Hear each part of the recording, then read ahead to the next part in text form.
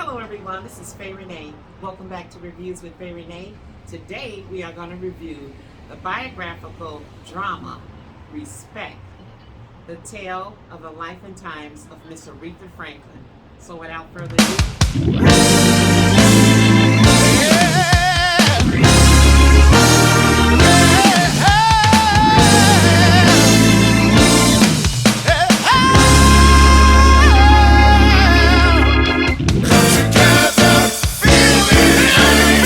hey guys, Respect was written by Tracy Scott Wilson and directed by Liesl Tommy. I guess the producers could not fit the full story of Aretha Franklin's life in this 2.5-hour movie, which already was quite long, because I think if they had put her entire story in there as we know about or were wanting to see, it probably would have been 5 hours or more. So they did not do that. Instead, the film brought Aretha Franklin's life full circle from her early childhood beginnings, from the year 1952, where she resided in her family home in Detroit, her church life in the renowned New Bethel Baptist Church that was presided over by her father, the illustrious Reverend C.L. Franklin, all the way over to where Aretha Franklin's career exploded off the charts, and her name, it just came a household word, Aretha.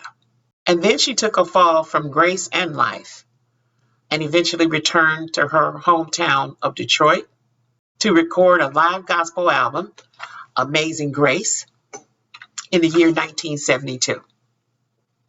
So there. Okay, so now the film opens up in Detroit in 1952 with a young Aretha at the age of 10. We can immediately see that Aretha Franklin's life has been managed from a very early age by men, all men, even through difficult pregnancies at the young age of 12 and 14. However, we can also see that Aretha had a very close, heartfelt relationship with her mother, but unfortunately that was short-lived because her mother died very young, so Aretha was left to be raised by her dad. And even though her mother died young, she seemed to have left Aretha with words of wisdom that carried her throughout her days. So we get a further look inside of Aretha's family's aspects and the fact that she was raised in a very well-to-do family and that many notables would stop by the house and were entertained on the regular by her father. And then we come to understand that from early on, Aretha was always performing. She was always singing. And that is what she was most comfortable with because she had been on stage and singing most of her life. Now, as I watched the film, I started to think that her family and other influential people had a lot to do with what was produced in the film, what was told, and what was not. But with all due respect, it lacks an understanding of many pinnacle moments in her life that we all have read about or heard about. And here was the time to present it, to make us understand, to tell us what really happened. And yet some of these key moments were just carelessly explained away in the film to nothingness. For instance, I thought there should have been more of an explanation about the 2 childhood pregnancies. In fact, who in fact really impregnated her? Who did they suspect? They never really talked about that at all. And that was something that I thought was very key in the formation of who this great woman was. And obviously there was drama between Aretha's mother and father. They were clearly divorced and it seemed contentious, but they never showed us anything about it.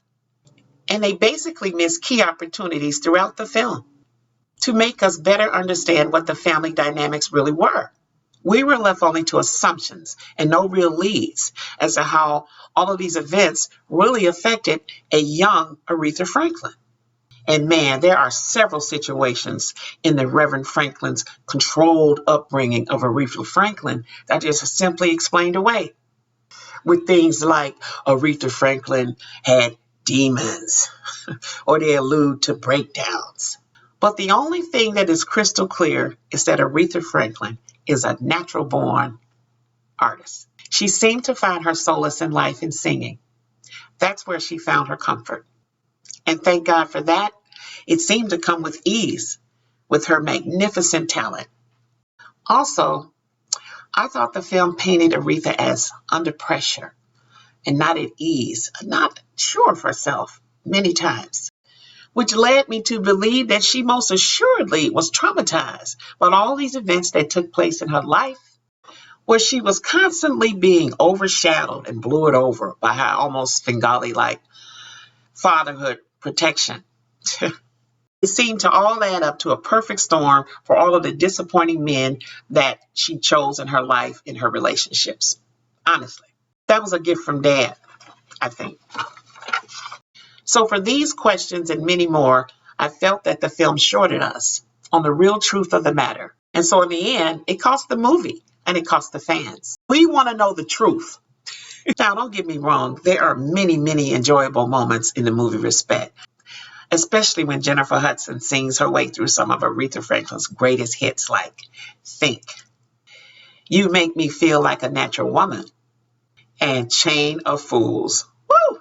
And of course, don't let me forget the church favorite, Precious Lord, which she sings when she records the live gospel album in 1972.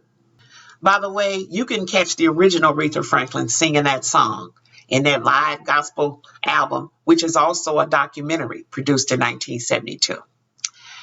But they didn't release the documentary to the public in 2019.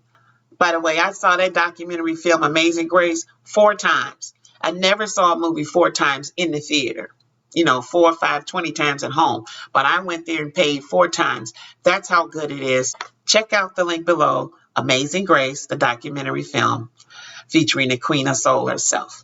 Okay, finally, I could not help compare the Aretha Franklin movie Respect to the Judy Garland movie Judy.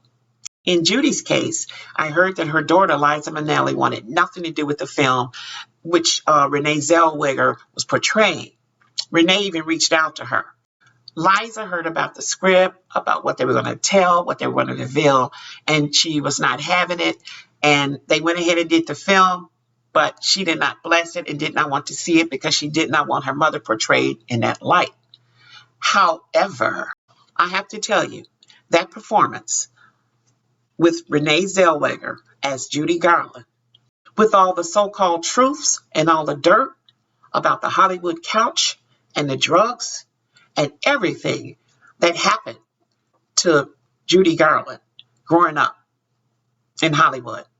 It was explained so convincingly and in depth and in a manner that frankly made Judy Garland even more endeared and loved and understood after the truth came out in that film. Not to mention, it was an Oscar-winning film. And of course, Renee Zellweger pulled in 2 Best Actress awards. She won the Academy Award as well as BAFTA for Best Actress.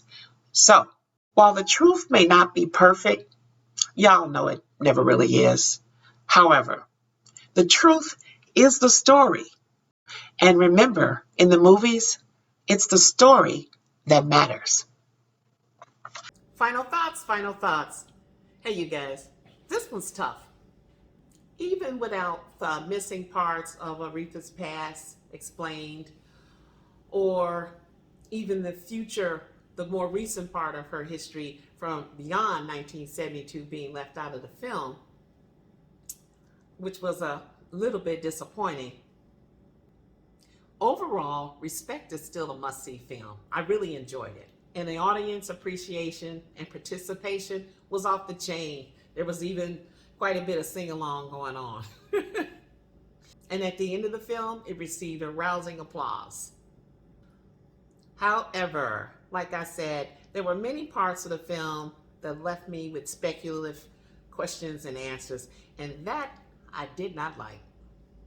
I do think Jennifer Hudson deserves an Oscar nod for her performance as Aretha Franklin, as well as Forest Whitaker, who portrayed her father, Reverend C.L. Franklin. He had an outstanding performance. Overall, I give Respect a 3.75 to 4.0 stars out of 5. Go see it.